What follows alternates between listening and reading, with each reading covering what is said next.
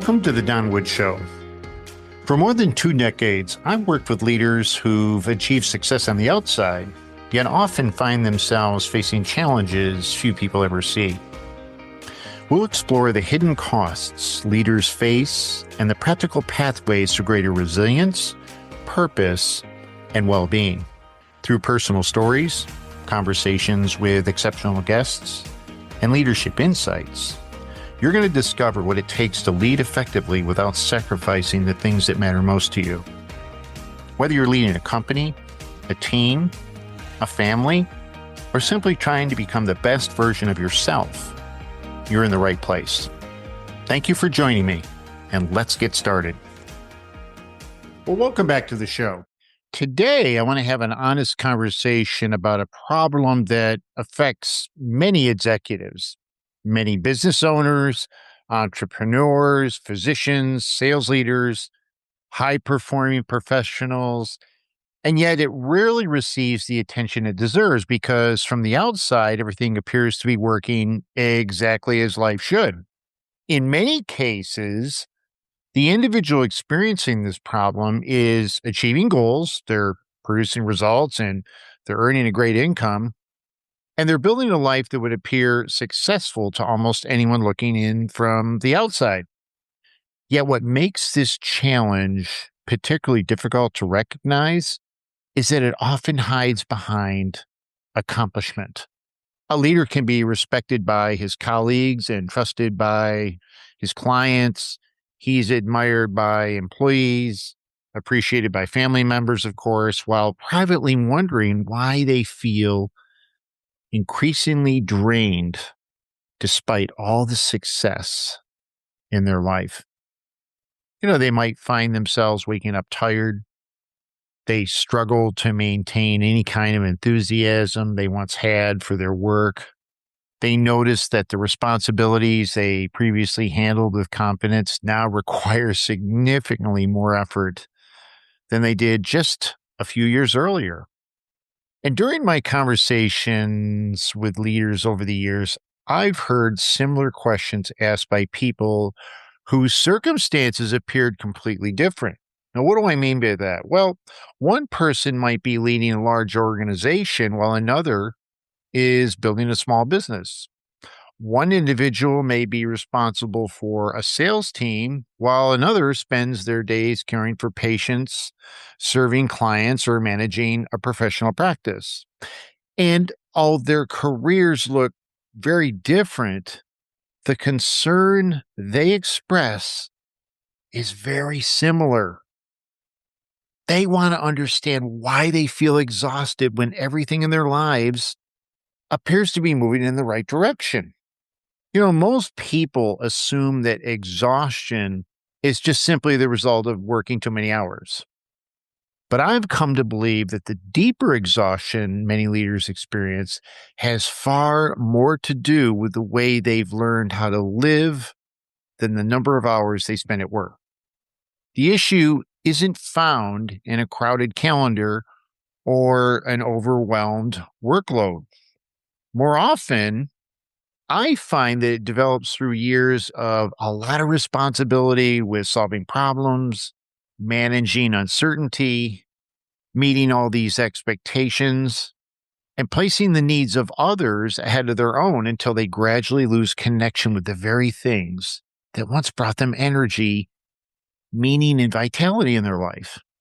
This subject that I want to talk about today has become increasingly important to me because I recognize pieces of my own story within these stories that I hear from so many different leaders. As you know, many of you realize I grew up in an alcoholic home, and it taught me lessons that became strengths and yet liabilities later in life. Long before I understood concepts like leadership or resilience, emotional health, or personal development, I learned how to pay attention to what was happening around me so that I could anticipate problems before they appeared in my life. And I assumed responsibilities whenever circumstances in my life felt really uncertain. And these abilities helped me survive difficult situations when I was a kid. And years later, they helped me succeed as an adult.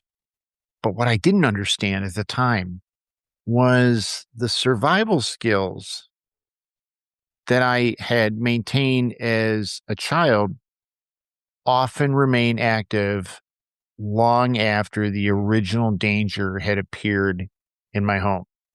And many leaders experience something similar, even if their stories look different from mine. I mean, some of them grow up in homes where achievement was awarded and failure was often criticized. Others learned early that being dependable earned approval or that solving problems created a sense of value. And this seemingly looks healthy early in life. But over time, the problem is that these lessons become part of a person's identity. And they begin viewing themselves as the individual who can always be counted on, the person who remains calm during a crisis, or a leader who continues to move forward regardless of all the obstacles. And those characteristics are often celebrated by organizations and admired by people, and yet very few leaders stop long enough to ask what maintaining that identity may be costing them.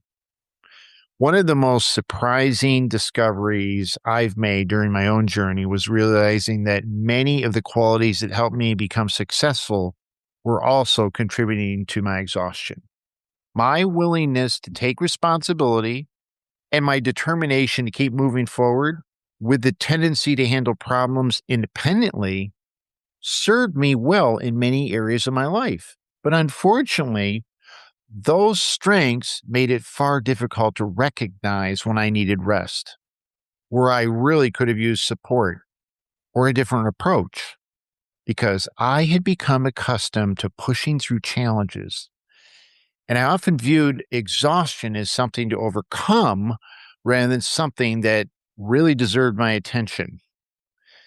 And this perspective changed dramatically when a series of health crises forced me to reconsider many of the assumptions I'd been carrying for years.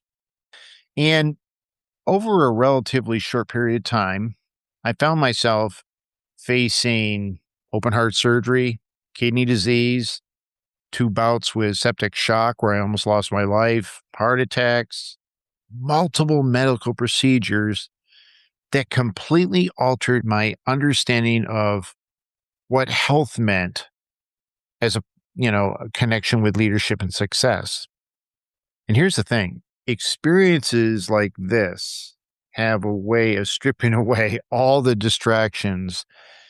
And what it did for me is it exposed what truly mattered, because when my health was threatened, many of the things that once seemed urgent suddenly became far less important than they once were. And as I look back on those experiences, I began recognizing something that I see in leaders everywhere. Many people spend years pursuing achievement while assuming that fulfillment will arrive once they reach that next milestone. They'll tell themselves that, wow, that peace will finally come after I get that promotion. And then when these leaders reach a certain level, or when they finally reach a goal that they've been chasing for a long time, that fulfillment that they were searching for isn't there. And success has a way of exposing the reality of something that they were never prepared for. They discover that after arriving at this destination that they once believed would solve everything, that, they would achieve the goal, they would experience satisfaction and find themselves, all of a sudden they have to confront that the pressure, stress, and uncertainty and exhaustion were still there, even after they had achieved all these things that they wanted in life. So, what changes isn't the external circumstance, but the realization that no accomplishment can replace the need for physical health, emotional well being, meaningful relationships, and a strong sense of purpose. And this realization sits at the heart of today's conversation because the exhaustion that's affecting so many leaders is rarely caused by a lack of capability. More often, it develops because highly capable people spent years investing energy into everyone else while neglecting the internal resources required to sustain themselves over the long term. And as I continue to have conversations with leaders, one of the patterns that's become impossible to ignore is how often successful people underestimate the impact chronic pressure is having on their lives. Most guys are aware when they're facing a difficult week or, they have to navigate a major challenge or they're working through a particularly demanding season. What they often fail to recognize is the cumulative effect of carrying all this pressure year after year without some kind of reset or recovery. Because the human body was never designed to remain in a constant state of readiness. Now, we're created to move through periods of effort and recovery, challenge, and then renew yourself, have some activity, and of course, rest. But unfortunately, many leaders spend so much time responding to the demands that they gradually lose touch with some internal rhythm that they had formerly had relied on in the past. And they become accustomed to functioning under pressure. And then eventually they begin to view this state as normal. And when that happens, something interesting begins to happen in their life when it comes to their relationships and particularly with their marriage, with their kids, and with their friendships. They're there physically, but they're not present emotionally. And the warning signs that once captured their attention suddenly become easy to dismiss. Fatigue for them becomes normal. They find it difficult to have a good night's sleep. They're irritable and they're mentally scattered. They operate with less enthusiasm. And these changes happen gradually and they go unnoticed until the cumulative effect becomes too significant to ignore. One executive I work with, I believe, described it perfectly. He told me that he couldn't remember the last time that he felt genuinely rested. At first, he thought the problem was related to his age, and he blamed the demands of his industry, and eventually he convinced himself that exhaustion was simply the price successful people pay. And the challenge with this belief is that it causes leaders to accept conditions that should really prompt deeper questions. What if exhaustion is not the inevitable result of success? What if it's a signal? What if, attempting to reveal something about the way we're living, working and leading, and responding to pressure, this is what maybe exhaustion is. Our body is trying to tell us something.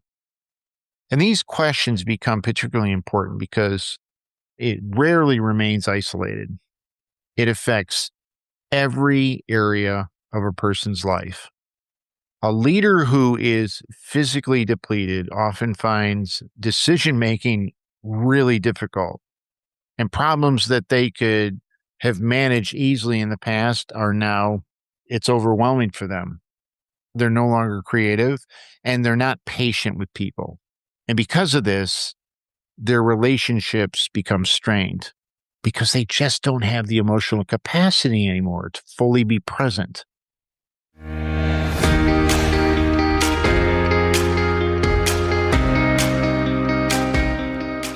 Before we continue, let me ask you a question. From the outside, does it look like everything is working, yet inside you feel the weight of constant pressure, responsibility, and decision-making? Many successful leaders achieve results that others admire, yet they find themselves navigating stress, uncertainty, and challenges that few people truly understand. I work personally with leaders who want greater clarity, stronger decision-making, and improved well-being with a leadership approach that creates lasting impact without sacrificing what matters most. If you'd like to explore what's possible for you, go to donwoodadvisory.com and schedule a confidential conversation with me. Now let's get back to today's episode. Now, the leader may continue performing at a high level for a while, but increasingly they're doing it through force rather than some source of genuine vitality.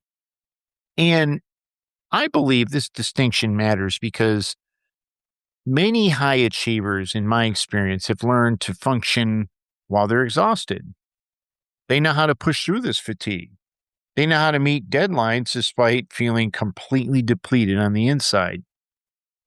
They produce results when their energy reserves are running dangerously low. And part of the reason this happens is because our culture celebrates productivity far more than sustainability. We admire people who work crazy hours and they overcome unbelievable obstacles and continue performing under difficult circumstances. And there's certainly value in resilience and perseverance. But here's the thing. Problems will arise in a leader's life when perseverance becomes the only strategy a leader knows how to use. If every challenge is met by pushing harder, eventually something begins to break down in a leader's life. And for some individuals, the consequences appear physically.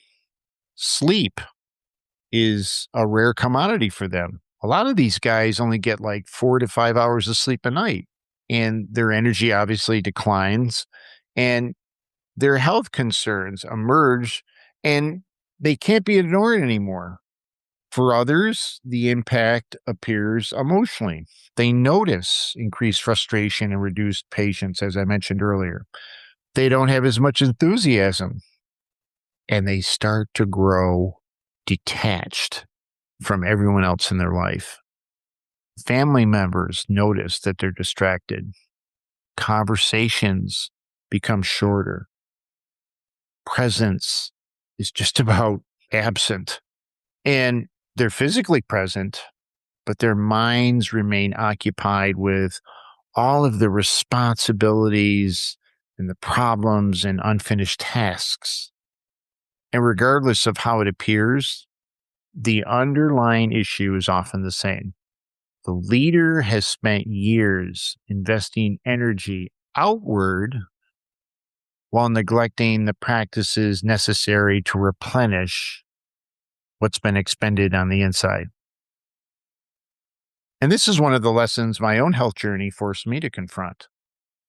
There was a time when I viewed recovery as that's an option, but responsibility was non-negotiable. If something needed to be done, it was my job to complete it. If a challenge appeared, I believed I was the one that needed to solve it. I believed I had to find a way regardless of the personal cost. And many guys that are in leadership operate from this similar mindset.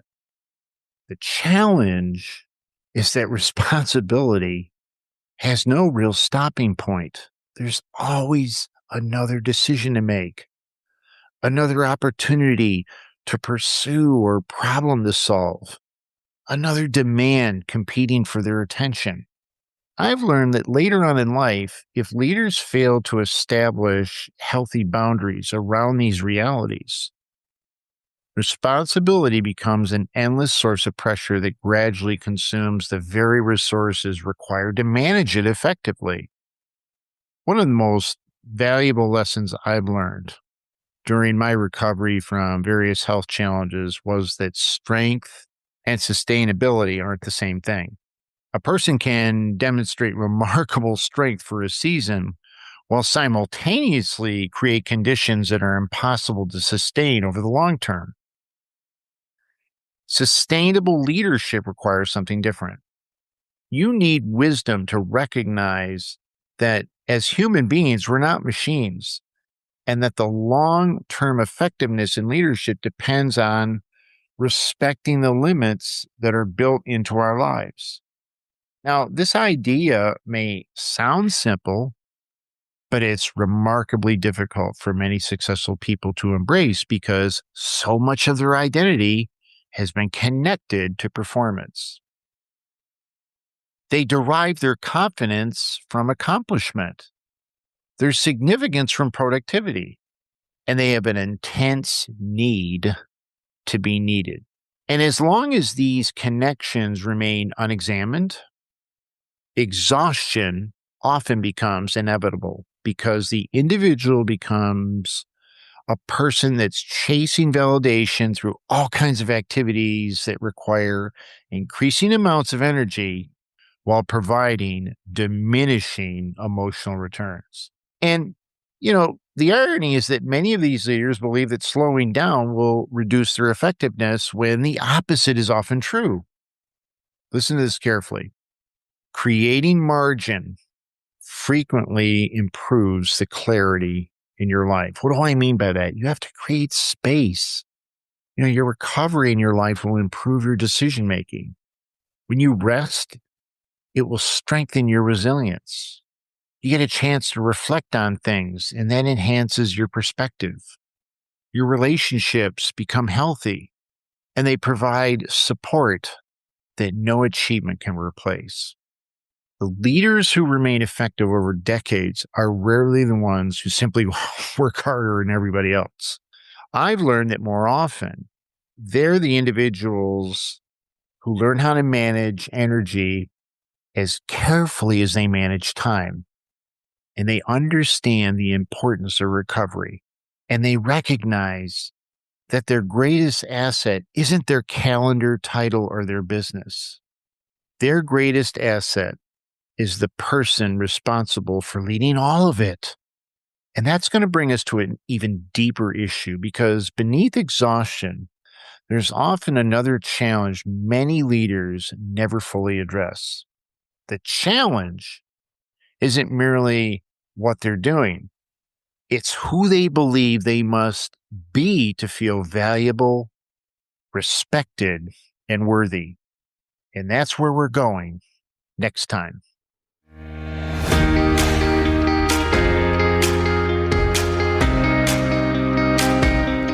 Thank you for spending time with me today. If you enjoyed this conversation, subscribe to the podcast, leave a review, and share this episode with someone who could really benefit from this. Leadership was never meant to be lived in isolation. The best leaders continue to learn, grow, and surround themselves with people who challenge and encourage them along the way. If you'd like additional resources, leadership insights, or information about my work, visit my website at donwoodadvisory.com and connect with me there. Until next time, remember this: success becomes meaningful when it's accompanied by health, purpose, strong relationships, and peace of mind. Take care of yourself, nurture the people entrusted to you, and keep leading well. I look forward to seeing you on the next episode of The Don Wood Show.